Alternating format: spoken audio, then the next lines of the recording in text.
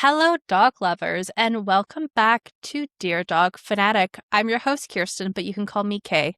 I am a virtual dog trainer and a dog mom of 3. You can find me everywhere online at the Canine Detective. And for those of you that are watching instead of listening, you already see that we have a guest. We have Randi from Chronically Cozy Life, and I'm going to hand it over to her for a moment so she can introduce herself. Hello, everyone. Oh, I'm so excited to be hanging out with dog lovers because it's just the best thing ever. I am a chronically ill and neurodivergent content strategist, helping others to create low energy content strategies for their businesses. A lot of us, we work from home and we have started our own thing, not necessarily because it was our dream and passion, but because it's what we needed that works for our lives. So I help people find a way to take that whole hustle culture side of things, flip it around and make it a little cozier. Absolutely. What a great intro. And why are you on the podcast? Well, for a number of reasons, but the first one we're going to get into, you have your own pup. So tell us a little bit about Satchmo, which is such a cool name. I had to get Randi to explain to me what that was because I've never heard a dog by that name before. It is a little bit of a unique one. Satchmo is the nickname of Louis Armstrong. I think it means satchel mouth.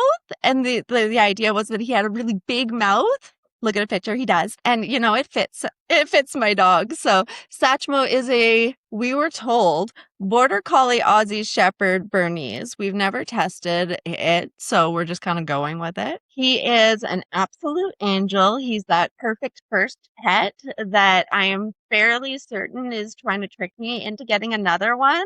That's probably not going to be so easy. He is 9 years old now. He is pacing around behind me there because I'm talking now, and he's trying to look for the voices. And yeah, he's such a good dog. So perfect. So perfect that he's making you contemplate getting a second dog. So tell me and tell the viewers a little bit more about where you're at in that decision-making process. What makes you want a second dog? So we had a second dog when we first got Satchmo. My brother's dog, Lexi, she was an absolute angel, pit bull collie cross. And then she got old and she passed. And now Satchmo is an only child. And he's kind of getting to that point. He's 9 years old. So I know he's slowing down, as dogs do. We all age and slow down. But I'm starting to worry a little bit that he is lonely and that the amount of stimulation and exercise and stuff that I can give him is maybe not enough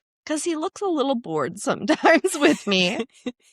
And I think that he would benefit from a friend. Also, I love dogs and more dogs. More dogs, always more dogs. I want to have 100 dogs and a farm of them where we all just run around free. We will dissect the various aspects of this. My first thought was back to your comment around Satchmo looks like he would appreciate having a second dog. What, if anything, did his life look like that was different back when your brother's dog was still around?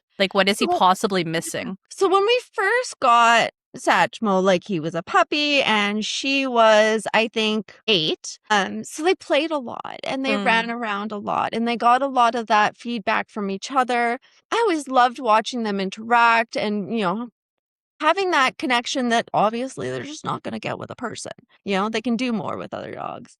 As she got older and couldn't play often, I did see him often trying. He eventually kind of figured out that she was not going to so much.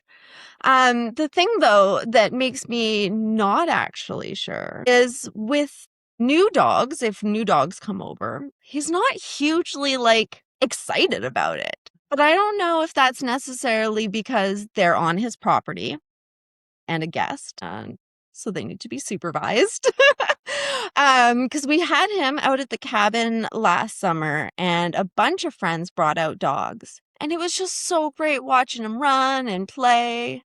But then also he still always just comes back to the people and would rather be with the people. So he would play with the other dogs. Yeah, he would play with the other dogs. And if we threw the thing, they would all chase each other. But he was more often a little bit focused. If anybody was going to kick his soccer ball for him, he's a soccer superstar. He would like everybody to know that. Soccer is life. He'll do that instead.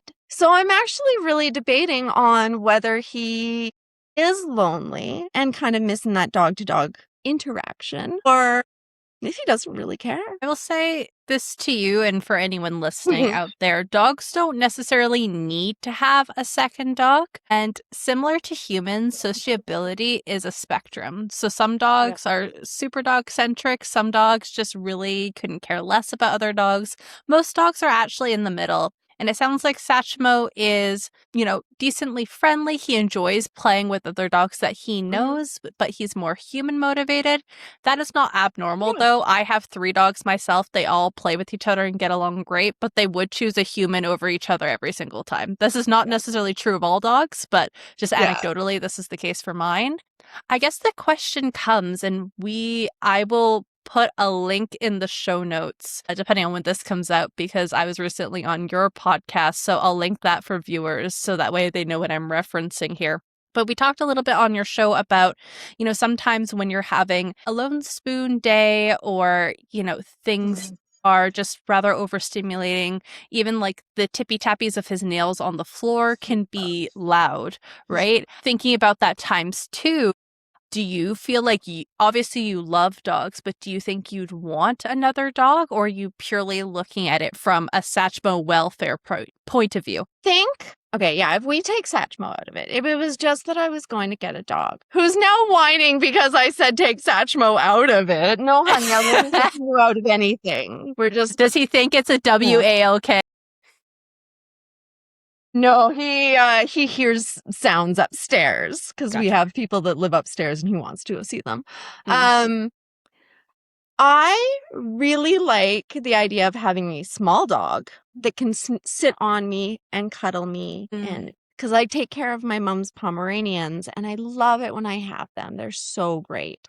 And I love having all the dogs around and seeing them all around and having like my own little pack following me around. Even when it annoys me, I still like turn around and go, "Oh my gosh, stop. You're all so cute. I love it so much." And when they are overstimulated, when they are tippy tapping, it sometimes kind of like makes me a little, but like also then they jump up with me and I hug them and I snuggle them and they make me feel better. So it is a little bit for me, but also I think that when we got Satchmo, he was a completely random find. I told my husband that I wanted a border collie or an Aussie shepherd or a Bernese. We did decide a Bernese was probably a little too big for the house. We didn't want to share a bed with. But then we found Satchmo and we were told that he was all 3. So it was just like perfect. And then we just adopted him from a family who their daughter was going away to school, so they couldn't take care of him anymore. It was just a meant to be situation, and he has been so great. So now I'm like, my biggest stress is finding that right dog. Because like you said, I am chronically ill. I am chronically exhausted. I don't have a ton of energy for long walks. I do have energy for going out and playing fetch, some tug, some like inside games. Like I keep my dogs active, but I really want, a dog that's not going to be super high energy. And I know that obviously you can't just necessarily choose that, especially if you're getting a puppy. And I don't want a puppy. Do not, for the same reason I don't want a baby, do not want to have to deal with the peeing in the house and all of that again. No, thank you. So I think what's really cool about this is we've already arrived at compatibility station. Obviously, there's going to be some variability, but despite what people say, thanks to breeds, we do have benchmarks of roughly what the dog is supposed to be like. Now with with the individual, there's some variability there, but we can say in general, a border collie is going to have more energy than a pug. Yeah. And as I say the statement, I don't think most people will disagree with me. There might be some magical border collie out there that just really not energetic and a pug that's an agility superstar. But as a general whole, we do have these reputations for these breeds for a reason, partly due to how we humans designed them, because we did. We genetically bred them intentionally for specific traits. That's why we have dog breeds that we have today. So the following thing, which I already love already, because so many people will say, I would love a dog. A puppy is a dog, but it's not quite the same Not thing. the So same. I love that you already have that view. So then it really comes down to, and I'm happy to do this exercise with you kind of quickly now live on the podcast, and then we could always continue this conversation offline as well. I tell people when they're looking for a dog, it's kind of like a combination of, you're going to have a child, a roommate, and a partner all in one, right? You have to choose a dog you're willing to live with. Like it for better or not, you're the closest thing to a parent, a guardian that they have. You're the reason they get to access anything. Yeah, they're dependent on you. They're the only babies I want. Exactly. And you're in relationship with them. You want to do life with them, right? Yeah. So let's take a moment for a second. We can list the traits here. What do you think you want in a dog? And then we're going to look at what can you provide the dog and figure out what the good match is based off of those two criteria. Ooh, okay. Yes. So we're thinking smaller size is from what I'm taking. I want the smaller dog. My husband says that if I bring home a small dog, he's going to kick us both out. I told him too bad, he's going to love it anyways, because he always does. He told me how much he disliked Pomeranians, and he will sit and cuddle my parents' Pomeranians so much and just love on them. So I'm not even listening to him. I kind of want a small dog. But if I'm getting a dog with the idea that I want someone that Satchmo can play with, small is probably not the best. To be honest, the little ones get a little scared of him. He's a little bigger. He tries. He's good with the small dogs. But, he goes to paw at them and he can pretty much just... What is his play style? When him and Lexi would play a lot together, they would really they would do the running, jumping at each other, the play fighting kind of thing. When he's with us, he loves fetch kind of games and stuff too. And then when the other dogs are around, it kind of becomes a chase and follow, more or less. If he can, if the other dogs are fast, if they run, he runs kind of thing. He likes to follow, or he likes to, he'll often lead it. He's very fast. But yeah, so he has a little bit of a mix. So probably a dog that fits in that smaller area. Well, I was just going to ask, what you described to me doesn't sound like wrestling. It doesn't sound like their body slamming into each other. It was more. It was always more like that jumping at each other, teeth out, kind of, and then away. So yeah, it's not like they're not. And as he's getting older too, he's definitely not going to be, full on, full force. So I think that in the end, we would probably end up with a dog about the same size as him. We don't really want, I'd love to have a big dog. There's so many big dog breeds that I adore. If I could, I would have a Malinois or a Shepherd, but I know better. I know those dogs, love those dogs. A German Shepherd, I have found, can be a good medium ground for the ones that I've known. But definitely not a Malinois. Also, I don't know where you stand on this, but we like having our dogs on the bed and on the couch with us. And we only have so much room. I was going to ask you, I am, for myself personally, because I have 3 dogs, my dogs are allowed on the couch. We don't have them in our bed with us. That was pretty intentional for us, but I don't judge others who do that. It's just more for me of how often I want to clean the sheets and things like that. Yeah. But no judgment. So this is also the question, too, of how much space do you have in your home and in the bed? So we live, currently we're in a basement suite. We are going to be moving upstairs, but we live in a half a house. But we do have a pretty decent backyard. It's not huge, but it's pretty decent. I can toss the ball for him back there and he can run. I have to keep putting fences around all my gardens and everything so they don't go in there, but that's a whole different thing. So we have a decent amount of space, and the area that we're in is good for walks, and we're also in BC, so if we want to go up into the mountains, that's always great. Plenty of trails, yeah. So many trails, so many fun things. Honestly, it's the thing that I miss the most because of my chronic illness is I don't have the energy for hikes very often, and I have really bad joints, so anything up and down gets really difficult. But we're talking size of dog. We do have our dog sleeping in the bed. We're good with that. We need not shedding too much. What does that look like with Satchmo right now?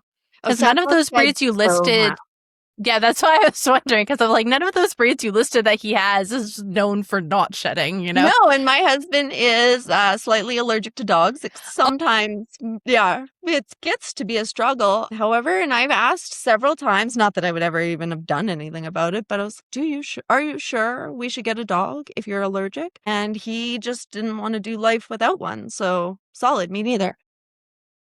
I would suffer. I like if that were me, I just would. But that's just Absolutely. there's no shame for those who can't or like don't want Yeah, to. It no. just depends on everyone's own preference. But I can do it. No, I think I would struggle quite a bit. Like he's very uncomfortable a lot of times, sneezing and stuff. And especially when he gets like, he gets that moment where he gets to get down on the ground and playing with them, and then all of a sudden he stands up and goes, "Oh, I can't breathe." So, it's a thing. But so Is it hopefully worse when your mom's Pomeranians come over? the shedding, Yeah, they don't or shed. his reactions.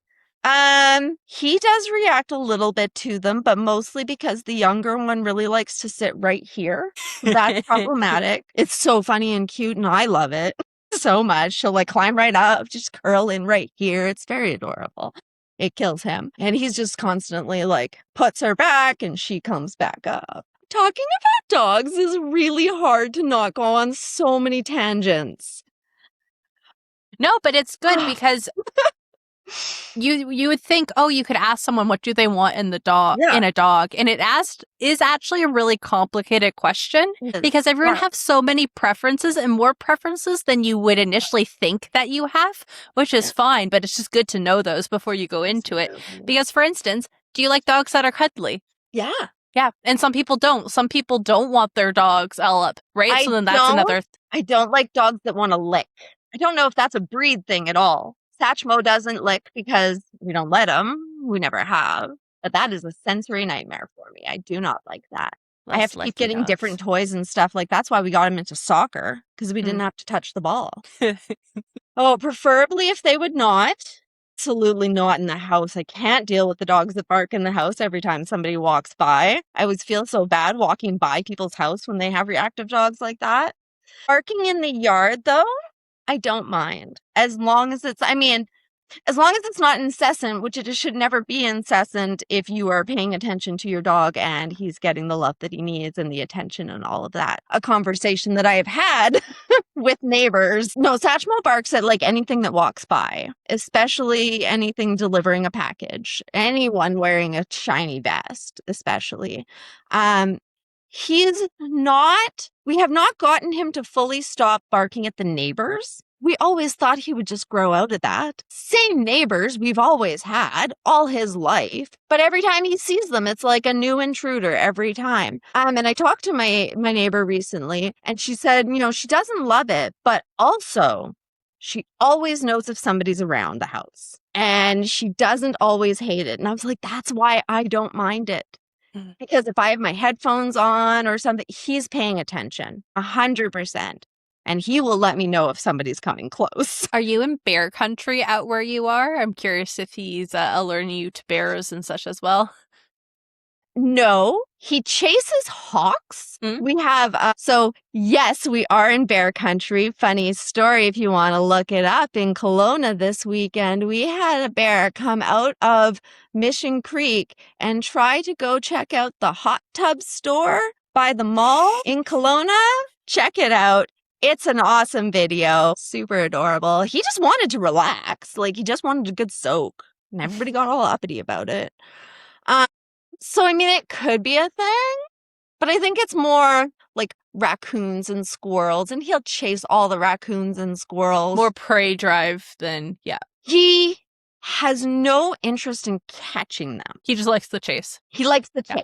Yeah. Okay. Yep. That makes sense to me. Lexi, she caught them. Do you want to hear a gross story? If you want to share it, go for it. Speaking of the tangents, okay, so Lexi, again, she is Pitbull Collie. Lovely little girl. We had rats in our area and quite a bit, and they were getting into our house. And I had just the worst migraine one night, and it was middle of the winter. It was snowing heavy. I dragged myself out of bed to let them out late at night. Like it was fairly late because she was getting antsy for some reason. So I took her out, went back out to get her, call her, call her, call her. She's not coming back, which then that was abnormal. It got more normal after a while. She finally comes around the corner with a giant rat in her mouth and the proudest look on her face. Got it. She caught it. Told her to drop it. I put a bowl over top of it. Texted my husband when he came home because he was working nights and went back to bed. So yeah, preferably a dog that doesn't have a high prey drive would actually probably do better in our area. That's something that I don't think I really thought of because while Satchmo does chase them all, like he doesn't really want to catch them. He just wants to make sure the squirrels don't get into our yard. We have raccoons. We have lots of birds. Why doesn't your husband want a little dog? I think he's just one of those men that are like, ugh, little dogs. Okay, I wasn't sure if it was barking specific or different people have different... Little dogs do tend to be a little more yappy, which we don't really want, obviously, especially because we are going to always have either tenants or neighbors living in the house. So that is part of it. However, I've met a lot of little dogs that also don't bark a lot. My mom's Pomeranian, Kilo, he was so awesome. Didn't bark at all. Was never yappy. Nola, the second one they got, much yappier. Would bark and alert to every little thing. In all fairness, she was literally like 2 pounds, 3 pounds. So fair. It's also I'd be jumpy too. It's not abnormal for the breed either. Not that you can't train it out of them or that there are some that are not, but it's not unusual for Pomeranians to be more barky than the average. Okay, I'm trying to think of like anything else. So we want what most people want. Less barking. I just want less shedding. The perfect dog who's just like always a little angel and never makes me clean up after them. They could just poop in one spot. That'd be nice too, but no. I guess other things to keep in mind, which this isn't necessarily a big thing, depending on what your preferences are. Do you guys go traveling a lot with Satchmo? Like, do you go camping or take airplanes or? Yes. My husband is big into off-road driving. He would love a dog that he could take up into the mountains when he is going solo and who would just love to do that. So, and Satchmo likes to do that. He just doesn't like it when anybody gets out of the vehicle without him. Fair. That's the herding mentality, I think. He doesn't like it when we separate. We spend a lot of time out at our cabin, which is a couple hours away. So they have to be good at being in vehicles. Like that's a definite. And also water is very important. I didn't even think about that before, but we spend a lot of time around a lake. And we have paddle boards. Satchmo took to paddleboarding with no effort. He saw me get on it, so he got on it. I couldn't stop him and has never had a problem other than fully sitting still. And again, still doesn't like it when we separate. So we have to paddle close together. Well, he has quite a lot of herding breeds in him, so that makes sense. Yeah. And any dog we get definitely has to be good at going out and doing those things. That's my biggest struggle, I think, is that I want that dog that can do the sick days with me. And those, I will be honest, are the more often than not, where we're hanging out in bed. And for his high energy, Satchmo has always been very good at that. I get into bed in the day, he sees me bring my stuff into there, he's right up on that bed with me. He's like, heck yes, we're staying in bed today, gets all curled up. But then as soon as we're out, he will go. If we take him out to the cabin, there's enough people to entertain him, he will be running all day long. And we'll get all these comments of people being like, oh, I bet he's going to be tired. And I'm like, when? Like, is he? Because if you can wear him out, by all means, but you can't. I am just trying to think. So in your mind, would you consider Satchmo to be high energy? He's real mid-level. I think if I was to if I would say, he's a high energy dog, that if we did stuff every day, he'd be high energy, but he's chill. When we're at home, he's chill. When we're playing, he can get up and go. And then if we stop, he stops and he can chill. He's not the kind of dog that's ever he doesn't get the zoomies around the house. He doesn't, he doesn't like really like push at you to get going and playing and stuff like that. But if you're going, he's super excited to go with you, everywhere with you, back and forth to the bathroom every time. So it sounds like definitely the priority would be for breeds and individual dogs that have what we'd call like a good off switch. So Yeah. they're active outside the house, but they're more chill inside the Yeah. house. Okay, we have this all on recording. So what I'm Yeah. going to do is I'm going to take the weekend. It might be sooner, it might be later, depending, but I'll write up everything that we've discussed because while I have certain breeds in mind, what is also super helpful is that you do want an adult dog, which means you will actually know what they're like, unlike with puppies where we can give our best guesstimate kind of thing. Yeah. We could actually find a dog that's suitable for you. And just as a recap on the flip side of this, because I always like to pretend this is kind of like a dating app sort of thing. So we have your hypothetical future dog's profile. Yeah. For your profile, it's a dog that will enjoy going out on the paddleboard with you guys, like doing the outdoorsiness, isn't a big barker inside. Ideally not strong prey drive. If they chase things like Satchmo is okay, but you don't want someone that's going to be bringing rats into your house. And the big lickiness is the turnoff. Did I encapsulate everything? Am I missing anything? No, I think that actually nails it pretty good. Awesome. And yeah, that I really appreciate that because that actually like I thought of a lot more things there than I had thought about. And I consider myself to be somebody who overthinks, so that's impressive. It's people always. I can't stand people who would just get a dog all willy-nilly. Like, that takes thought and preparation. You have to know what you're doing. Like, yeah, we got Satchmo as like a kind of random thing because we figured we found that perfect thing, but that was thought about ahead of time. Like, we knew what we wanted. And I had more energy then when we chose him. I think it's the thing, especially I know you're the chronically cozy, but falling into that category, a lot of us, myself included, are the chronically overthinkers, chronicle overthinkers. Oh, yeah. Neat. I'm good at that. So, but to your point is, it seems like we've made like a quick decision, but no, we've been thinking about this for months or years, and then now it's just the time to execute on that decision. I also try to be really aware of like, and because I'm chronically ill and because I'm neurodivergent, so many of these things, and I don't think that people who are not, who are very healthy and neurotypical, they don't have to think about some of these things quite as much because they're going to adjust. There's the privilege in skating by, or like the privilege in, perhaps for lack of a better way, being more adaptable or things not setting them back as hard. So they think. There are many, many dog owners that I work with that were thinking, oh, we've got it. And then we realize, oh, we don't got it. You don't know what you don't know. But I hear what you're saying I think that those of us that fall outside of certain categories, we just tend to have to put more thought into things. It doesn't mean that other people don't put thought into things, but it's more of a necessity.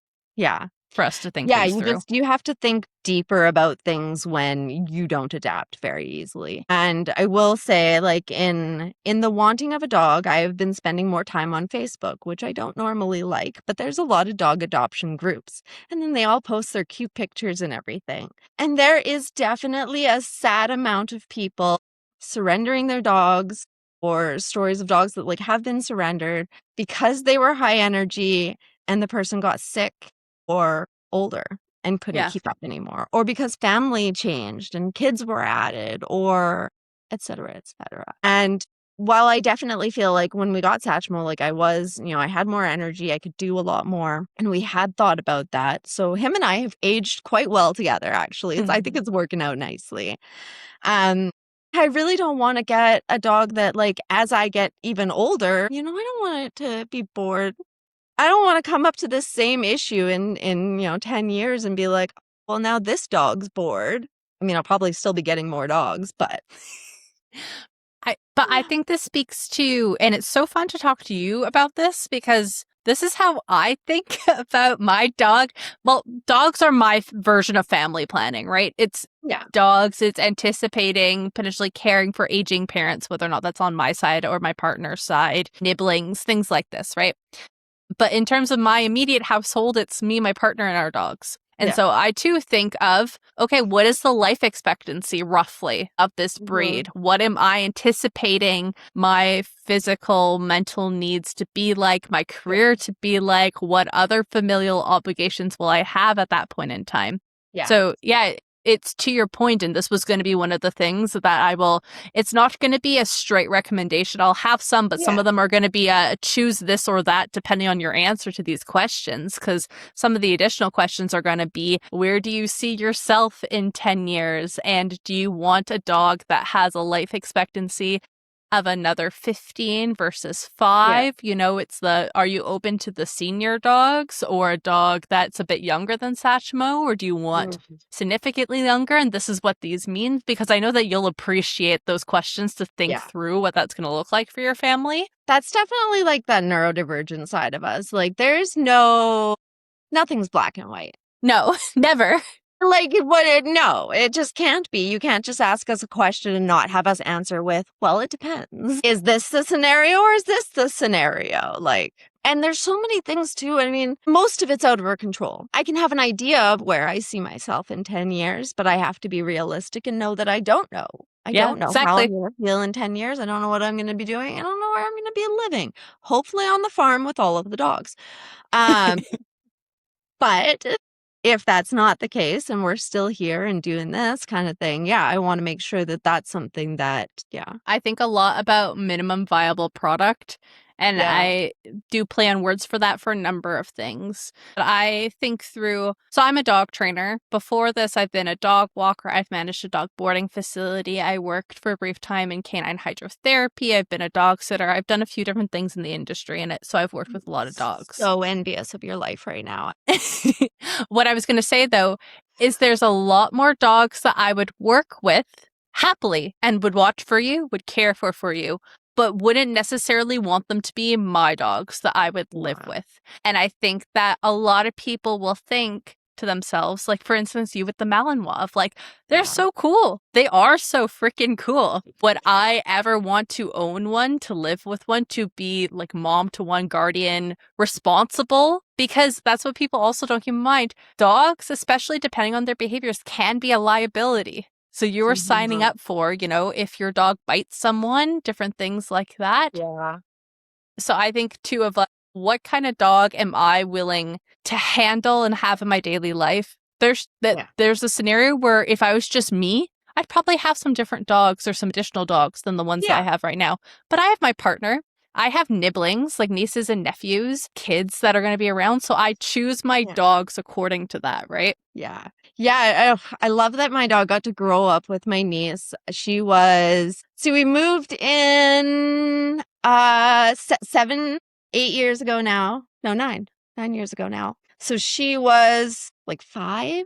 She was quite young. She is the only kid he has ever liked. And he is accepting of kids her age. Any younger, depending on where she's at, not so much. Doesn't love it.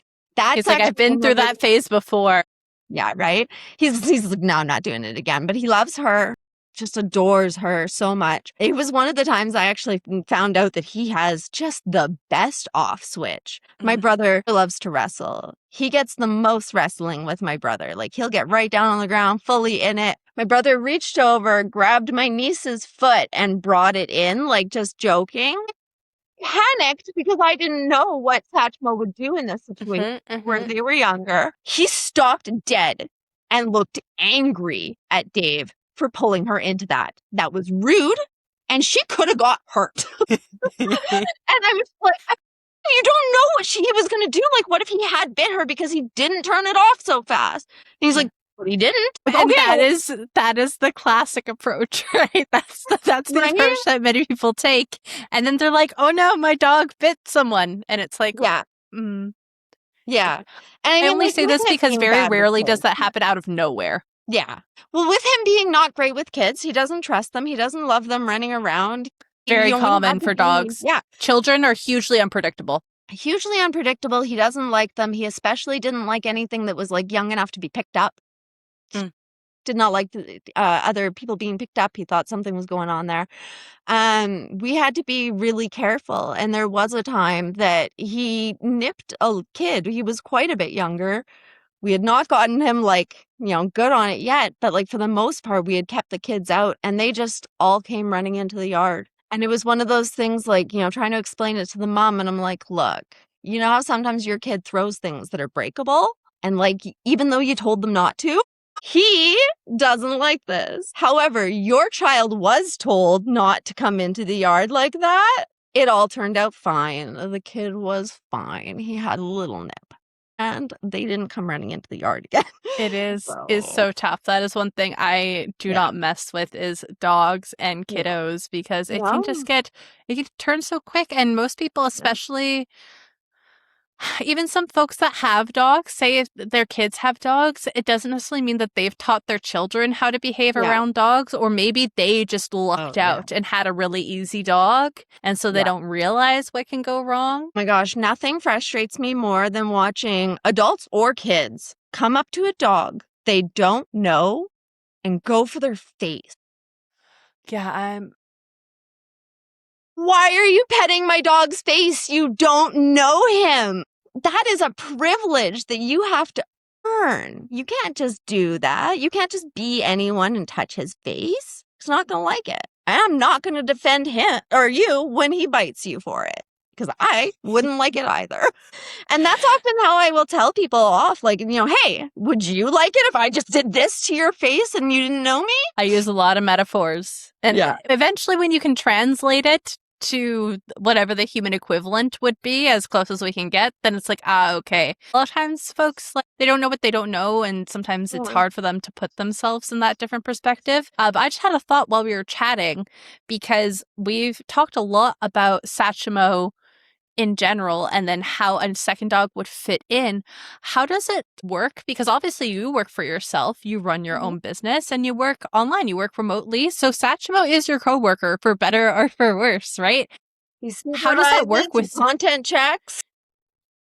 Exactly. So that was another thing I kind of forgot to ask is how does Satchmo fit in your work from home routine? Any problems there? What are the highlights? What's going well? And then we can also know what would a future dog need to also get in line with? What job are they signing up for by coming into your house, So Satchmo's been really lucky in my life that I haven't worked full time at any point. So he's always gotten to have me home for at least like most of the day, which does mean that Satchmo and I are very bonded. And I'm assuming any other dog we get would probably be more bonded to me as well, which I definitely think my husband doesn't love, but he understands. Satchmo fits just so perfectly. Like I said, he's such a chill dog. He will, if I'm working in the office, come and just sit behind me. Every once in a while, he brings me a toy just in case I'm getting bored. If I start yelling at the computer, he checks to make sure I'm okay. Definitely sure he thinks his role is like HR, keeping things good.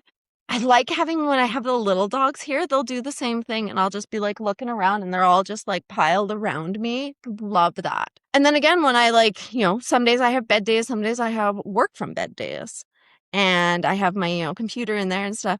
Which was he's a very independent dog now. He will come, hang out, chill, then leave. He actually comes and spends most of his time in here, probably because it's carpeted.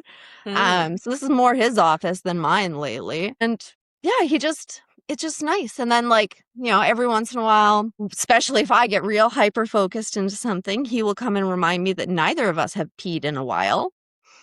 And so we both need to get up. And yeah, having him around is it's always a really great reminder to get up and do the things. So yeah, he fits in really nicely. And I would definitely need a dog that wasn't going to need attention all the time because if I'm in, I do a lot of virtual meetings, a lot of group discussions and stuff. So it would definitely make things harder if I had a dog that was in my face and needing that attention when I'm on video. But so it sounds like you want cuddly, but a certain level of independence. Yeah.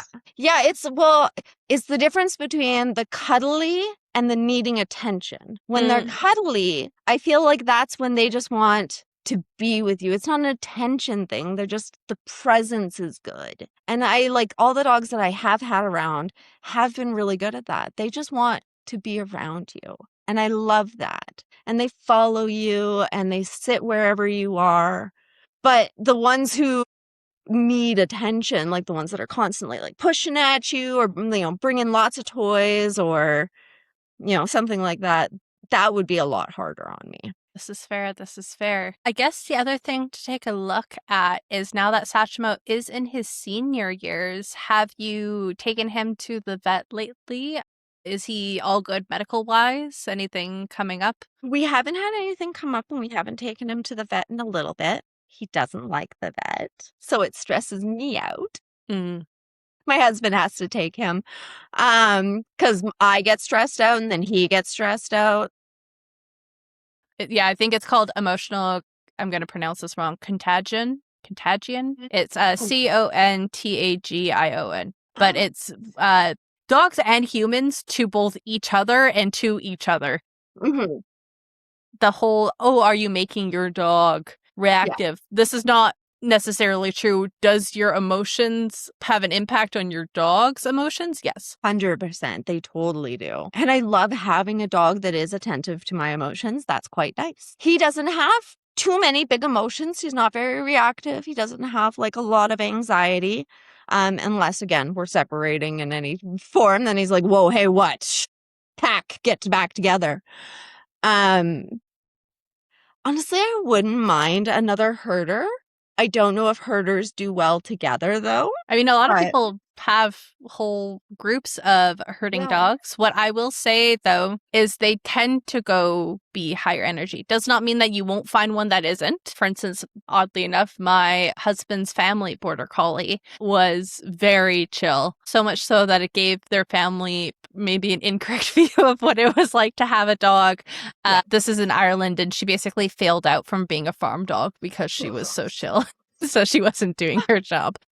That's so funny.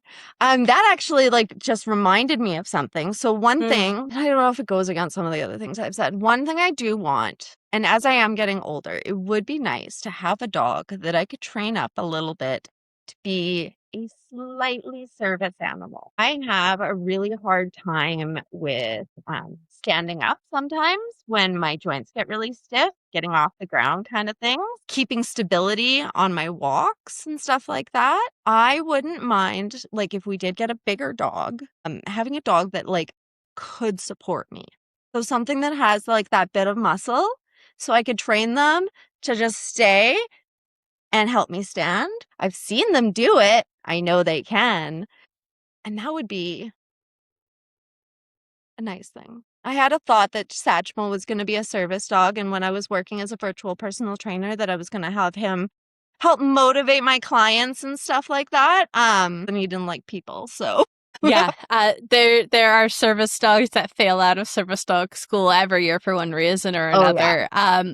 What I will say, actually, and I will DM you their Instagram profile after this, because as you're speaking about service dog, it got me thinking about Delta Tales. I don't know if you've heard of Blythe before. So she helps folks train service dogs online. It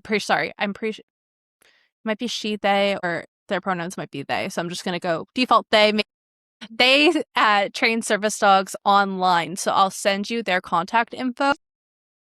Their company is called Delta Tales, help folks train service dogs online for task training for a variety of different things. So I'll send you their contact info after we're done here today. Because also, while I have some knowledge of that world, I am not a certified service dog trainer, and so I don't want to lead you astray. But that also is a good point of, I will put some thoughts together regarding what I would suggest for maybe a companion dog for you. But that being said, if you do end up going down the SD route, I would speak to Blythe or a trainer like them, because they'll be able to better assess what type of dog breed would be good, depending on the type of tasks you want to train your dog for. That would be so cool. I love that. Oh, I love when you get all the connections. You're like, I know a person. Community. Yeah, no, and I've worked with a lot of service dogs. I was connected with somebody who had a PADS dog. Cool. I know PADS are Vancouver local. We went out there a couple times for some training things. They were almost all labs. Yes. Which I do love, but I feel like they might be the shedders that might be a hard thing. But they're so cute. And actually, I think labs were on the list of ones that my husband said he wanted. until I remind him that it might kill him, but he still wants one, so it's not out of the question. I mean, that doesn't surprise me, especially due to the off-roading, depending Yeah. on what other things that he's into. Labs were Yeah. bred to be hunting dogs because they're water retrieving Whoa. dogs, right? That's why they're like Labrador retrievers. I love it. Yeah. Yeah, a lab would be lovely. Sometimes they are a little big, but honestly, I met so many labs working with them, and they were all different sizes that I didn't even sizes, shapes, and colors that I didn't even know they came in. Like, just, oh my gosh, the cutest. Tiny Absolutely. puppies in a vest. Melt my heart. If anybody wants to see the cutest things ever, search up pads. They always post pictures of their newest puppies in their little vests, their little training vests. And they're always looking for volunteers as Yeah. well. So those who are local to us being in, British Columbia, especially Greater Vancouver area, they're always looking for volunteers because how that tends to work, and I'm not sure of the exact age cutoff, but the service dogs are basically pre-service dogs or service dogs in training for a year or two before they actually reach that point where they can get their formal training, which makes sense because the dog needs to be an adult before you can, officially approve them When I and was place them. working with them, it was one of the considerations. And so I had thought about it, and she was trying to convince me to do it because obviously, like, she wanted everybody to be part of PADS, and why wouldn't you? But I did deem that to be a bad idea because I didn't think that I could keep up with their full training regiment. And also, I know that I have people in my house and in my life that will not listen to everything I say without threat of death. And even then, it was the hardest part about having a puppy was just trying to make everybody else follow our rules. Yes. That was when actually my mom decided that it was probably actually a good thing that I didn't want kids because I was very controlling with my dog, which I thought she was very dumb for because her dogs don't listen, constantly run out of the yard and across the highway. And my dog stays right by my side all the time because I made him stay right by my side all the time. And he doesn't go anywhere. I can't say never. We've lost him out at the cabin twice. Once he was following Lexi and wouldn't come back without her. So he kept doing the back and forth. Like, we could sort of see him coming back, but then he'd realize she wasn't coming. Love him for that. He was making sure she was good, but they did venture off together because Lexi wasn't very good at staying. Every once in a while, we do misplace him and he happens to be down at the lake getting wet. And then he comes back just looking so freaking proud of himself and rolls in the grass. But he's never once tried to leave the yard because we were very strict with where he was going to be when he was a puppy.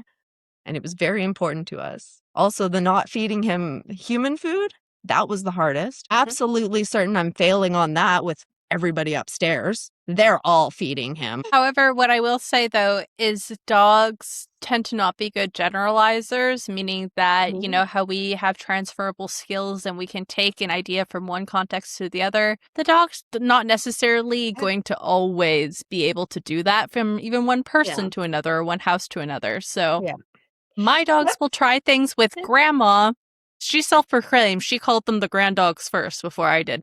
So for anyone being like, why are you calling them their dogs? I'm like, my mom called them her grand dogs. Who am I to tell her that they're not? Absolutely not. They are her grand dogs. Absolutely. What I was going to say is they can get away with way more things at grandma's house than they can get away with me. And so therefore they try. One of our big reasons for not giving him human food, obviously, other than the health issues that it can cause, was just that we really didn't want a dog that begged. And I know that's, I don't know if that's a trait that some dogs have and some dogs, like breed dogs, do and don't have, but it was very important to us that we taught our dog not to beg. He was not going to be under the table with his nose right up there. And my mom just could not understand why we wouldn't let her give him a carrot. It was just a carrot. Carrots are good for dogs. It's good for his eyes. And so I said, fine, Mom, give him the carrot. And Satchmo was right on her because he is food motivated. He's treat motivated. So he was on her, following her so closely for the rest of the time, wouldn't leave her and get out of the kitchen. And I was like, well, that's because you just showed him that he can get treats if he hangs out here. So maybe we can listen. She still gives him treats. And I'm absolutely certain my brother and my niece are dropping treats for him constantly, but he doesn't beg. So we're still doing good on that. And he doesn't sit under me in the kitchen most of the time. So we're still going on that. So I'm allowing. We can only control so much within our dog's environment, especially when you add the... I mean, that's one of those things that I definitely am sure that people don't think about is the other people in their life. They're like, oh, Yep. I can handle a dog. Absolutely. But do you hang out at your mom's house all the time? Is that like good for the dog? Like, can you bring them over and you have to leave them every time? Yeah. Or do you have, nieces and nephews that are going to come over? And can they come over when you have the dog? Question. So yeah, that's definitely a big part of like the consideration in it all. Thankfully, my entire family, John's family as well, all love him. His mom also considers herself to be grandma to all the dogs in the family. As much as all of the kids, she's just as happy. She would prefer more that we have kids, but out of luck, she gets dogs. This is why we have siblings, right? It's making us another... I love kids. I'm so happy to be an aunt, but I've just never wanted to have them myself. Well, auntie life is for me. That's the way it would be. I love my niece wholeheartedly. I'd murder a person who tried to hurt her. Absolutely. Will I be there for her always? 100%. Do I want one of my own? Heck no. Honestly, and she knows that too. Like, she knows that I'm not a fan of kids, and it's kind of funny. She's like, no, you just love me. I'm just special. Yeah. Yeah. And on my husband's side, none of them live here. None of the kids live here, but there are 12 grandchildren. Wow. He's got he has 7 siblings. He's one of 8. And I think it's 12 grandchildren now. I'm probably going to count afterwards and realize I forgot one. Of all varying ages. And it has been so amazing watching them grow up and playing with them and hanging out when I do. And then I leave and they're not my responsibility. And I come back to my dog who, if I'm going to go away for longer than a couple hours, I have to figure out something, but I can just leave anytime. He's good. My eldest, who's only 4, but she's the eldest of my 3 dogs, I joke that she is a house dog in the same way that cats are house cats. I still take her out and everything, but she's the poor girl who has been attacked a few times by dogs, and she was always more on the nervous side. Yeah. So she doesn't necessarily always want to be out in public. Yeah. But I think where we got on this tangent was the fact that when you're choosing your dog, you have to take into account all the stakeholders involved. Yeah. I'm sure some people look at me funky because I'm a dog trainer, and what do I have? I have 3 basically companion breed dogs. Yeah. Why? Could I handle dogs that might be higher needs or higher energy and things like this? Yes, I could. However, I don't want to have to manage the other people in my life if I were to have a dog that is, for lack of a better term, more challenging than the dogs I have or the kinds of dogs that I have right now. That's so huge. And even on because we share the house with my brother, and when Lexi passed and he, everybody asked him like, oh, are you going to get another dog? And like everyone asked him so soon, which was so rude. But that's horrible. Like, they're not replaceable. So hard. But I always responded before he could with, no, he's not allowed. When do you think he's home to take care of a dog? And he's always like, I took care of Lexi. Lexi had the care she needed because I was around. And, no, we couldn't possibly have, he couldn't possibly have another dog. Cat, maybe, but. That's why he's lucky to have Satchmo so close. He loves Satchmo, and him and his girlfriend now, every once in a while when they're here, they'll take him out at night, and he does love that. He gets like an extra walk with them. However, I think I was telling you this the other day. When we walk, me and Satchmo, we have a routine of where he gets to sniff because he will sniff in one spot forever if he can. Like, he's not a walker. He's a sniffer. And so taking him for a walk can be a little difficult if you have places you want to be in a certain amount of time. But Satchmo and I have a routine, and he has places he is allowed to sniff. So for a while, he gets to sniff here, and then I move him to the other side of me, and he doesn't get to sniff anymore. And then when we get to another spot, he gets to come back and sniff again. I just got to teach everybody else that. But so yeah, this helps. This helps a lot in thinking of what kind of dog to get. I hope it helps. Yeah, I'm so glad. There's a lot that goes into the decision. It sounds like, from speaking to you, that a second dog is what you want. I think now you need to narrow down before you make any decisions. Do you want that to be a service dog or simply a companion dog? Because I think the recommendation of what kind of dog that second dog would be different depending on that decision. Yeah. I hope this whole episode is leading some more people to overthink too, because my gosh, so many people get dogs without thinking enough about it. And I think that's just an absolute tragedy. I had a neighbor for a little while. They got this big, gorgeous mix of a mutt. He was huge, and it's like his head was like huge, and he was fluffy. And they worked all day, and they left him outside all day, and he'd bark at everything all day long. And I finally had to talk to the guy about it, and I said, why are you leaving him outside? And he's like, what do you want me to do? Leave him inside? Yes. He's like, what? So I have to come home and let him out? Yes. You chose to get a dog. You don't just get to make it the neighborhood's problem because you don't want to come home and let him out. You can't just do that. He got mad, but no, I told him, you don't get to have a dog if you can't take care of it properly, without making it everybody else's problem. And I am pro everyone having dogs, but dogs aren't for everyone. And if you're not going to follow the rules, do it properly. You don't get one. I think that's both A, a good note to end on, and B, plug the fact that we got into that tangent and rabbit hole on your episode. So definitely we will link in the show notes to that. Absolutely. So as a little teaser, we went into a discussion around leash laws and etiquette of dogs outside, but we will save that to go check out on Randi's channel. Randi, tell folks where they can find you. Come and find me at chronicallycozylife.com. I am all about content strategy and planning for people with chronic pain and illness and low energy. I've got a whole cozy content system if you are an entrepreneur and looking for a different way. I also have a community of chronically ill and neurodivergent entrepreneurs. Kay is one of them, and we have a fantastic community of people that are all there to just support each other in the adventure of entrepreneurship with poor health.